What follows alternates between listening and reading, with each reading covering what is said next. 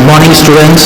मैं आज बताऊंगा आप लोगों को स्प्रिंग के स्टीफनेस जो है, अगर दो स्प्रिंग या दो से अधिक स्प्रिंग सीरीज कनेक्शन में रहेगा या दो स्प्रिंग या दो से अधिक स्प्रिंग पैरेलल कनेक्शन में रहेगा तो उनके स्टीफनेस जो है, उनके फॉर्मूला क्या है स्टीफनेस का for the combined single spring का जो भी है इक्विवेलेंट स्प्रिंग के स्टीफनेस क्या बनेगा।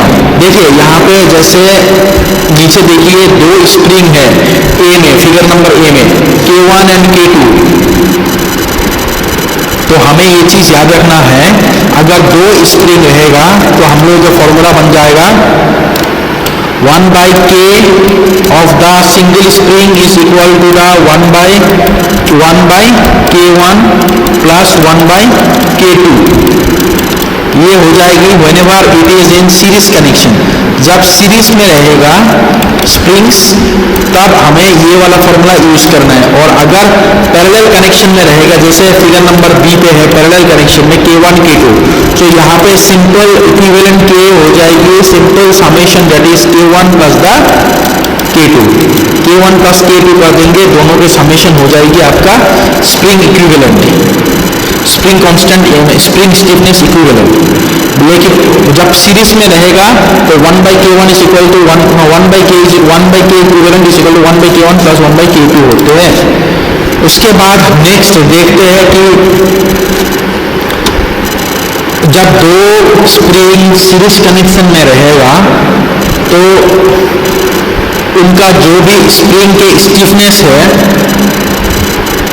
उसमें चेंजेस क्या आएगा। देखिए अगर दो स्प्रिंग सीरीज कनेक्शन में लगा है तो उनके स्प्रिंग के स्टीफनेस हो जाएगा, उनके डिफ्लेक्शन क्या होगा, deflection from A to C is equal to the deflection from A to B plus deflection from B to C. ये हो गया आपका डिफ्लेक्शन का या डिफ्लेक्शन या डिस्प्लेसमेंट। उसके बाद हमें पता है K is equal to force by deflection, so force by deflection होता है, तो डिफ्लेक्शन क्या हो जाएगी K is equal to force by displacement या फोर्स बाय डिफ्लेक्शन। डिफ्लेक्शन हो जाएगी force by stiffness F by K. तो यहाँ पे F बाई के लिख दिया, यहाँ पे F बाई के हो गया, फिर यहाँ पे F बाई के हो गया। Now what is the K, आप तीनों साइड हम लोग कैंसिल कर देंगे F, तो K will be equal to 1 by K1 plus 1 by K2। ये हो गया आपका equation whenever the two springs are present in the series connection. अब दो स्प्रिंग अगर पैरेलल कनेक्शन में है तो उस समय क्या होगा मैंने ऑलरेडी बता दिया, लेकिन उसके प्रूफ क्या होगा मैं बता रहा हूं आपको। जब दो स्प्रिंग सीरीज कनेक्शन में रहेगा so now the deflection from A to B equal to the deflection of either the one और the deflection of either the two. मतलब यहाँ से यहाँ तक जो भी डिफ्लेक्शन होगा ये सेम होगा, या तो डिफ्लेक्शन ए स्प्रिंग 1 का होगा या तो डिफ्लेक्शन 2 का होगा या तो टोटल डिफ्लेक्शन, ठीक है। उसके बाद फोर्स का फॉर्मूला क्या है, force is equal to F of 1 plus F of 2। दो स्प्रिंग है so delta of, so total deflection क्या हो जाएगा, total deflection is equal to the, अब फोर्स को हम लोग डिफ्लेक्शन के काम पर लिखेंगे, force is equal to the delta into the K, so delta into the K equal to the delta into K1 plus the delta into the K2। अब delta same है तो इसीलिए K is equal to the K1 plus the K2। तो ये हो गया हम लोग का final stiffness of the spring whenever the two springs are present in the series parallel connection. Series connection के लिए मैंने बता दिया 1 by K1 होते हैं और पैरेलल के लिए डायरेक्ट समेशन हो जाएगी। उसके बाद नेक्स्ट न्यूमेरिकल है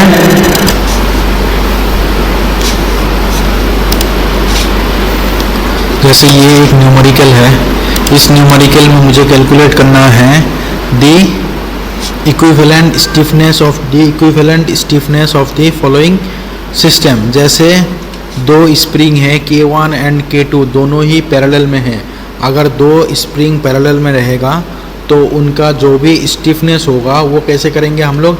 स्टीफनेस को करने के लिए जब पैरेलल में होते हैं तो stiffness will be equal to the K1 plus K2। उसके बाद जैसे हम लोग देख पा रहे हैं K3 और K4 सीरीज में है, सीरीज में होगा तो k will be equal to 1/1 divided by 1/k3 plus 1/k4, दोनों को एक कर दिया। अब देख पा रहे हैं ये जो इक्विवेलेंट स्प्रिंग्स है, ये इक्विवेलेंट स्टिफनेस और K5 दोनों पैरेलल में है, तो दोनों को सम अप कर देंगे। That is K5 plus 1 divided by 1/k3 plus 1/k4। तो इस तरीके से हमें स्प्रिंग्स को, स्प्रिंग के जो भी स्टिफनेस है सीरीज और पैरेलल कनेक्शन में सम अप कर दूंगा। अब सम अप करने के बाद जैसे मैं देख पा रहा हूं कि यहाँ पे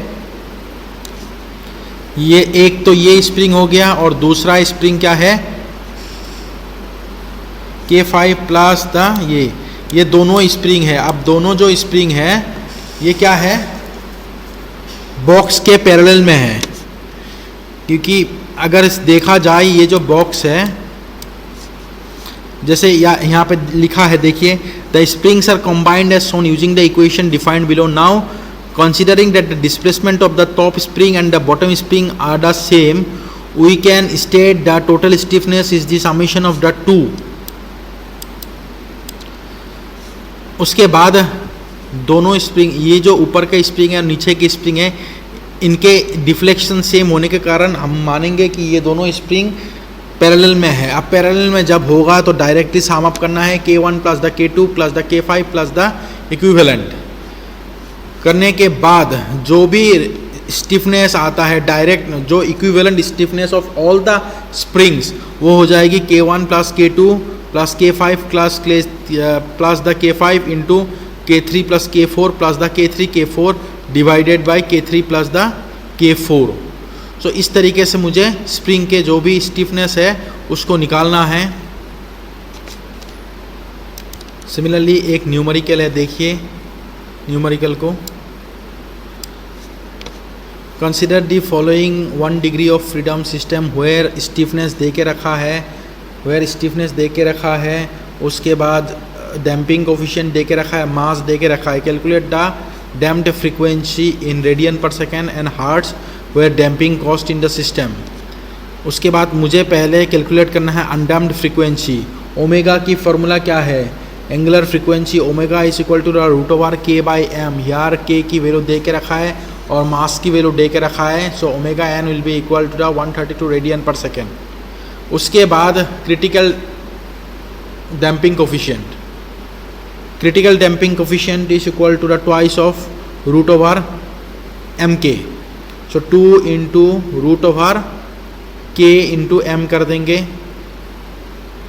सो इससे वैल्यू आ जाएगा 12.993 kg पर second.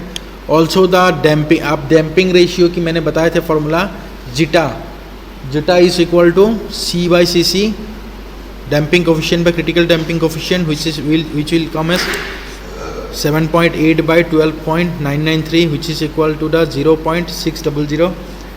This can be expressed as 60% damped.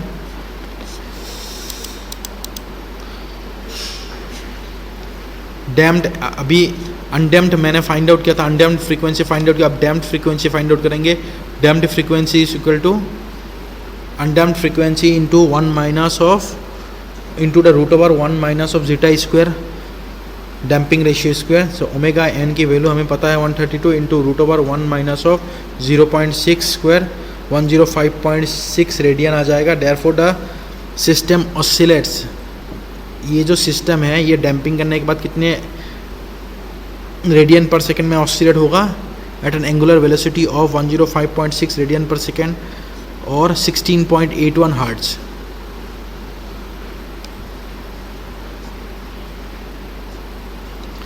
सो इस तरीके से मुझे फाइंड आउट करना है।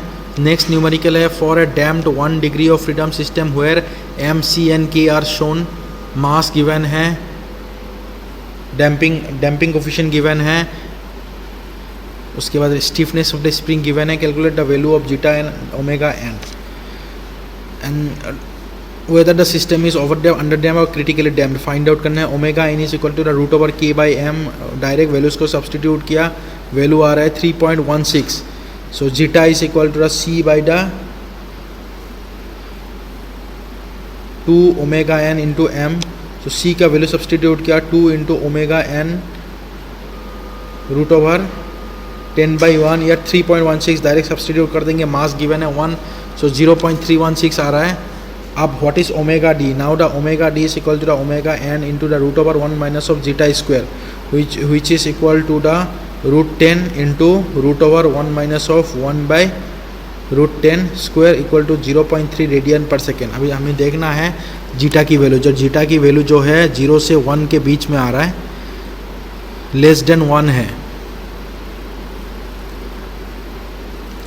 So the system is under damped होगा. अगर ये ग्रेटर देन 1 हो जाता है, ओवर डैम्प होता है, इक्वल टू 1 होते हैं, क्रिटिकली डैम्प्ड होगा. सो now the system is under damped system. Okay, thank you.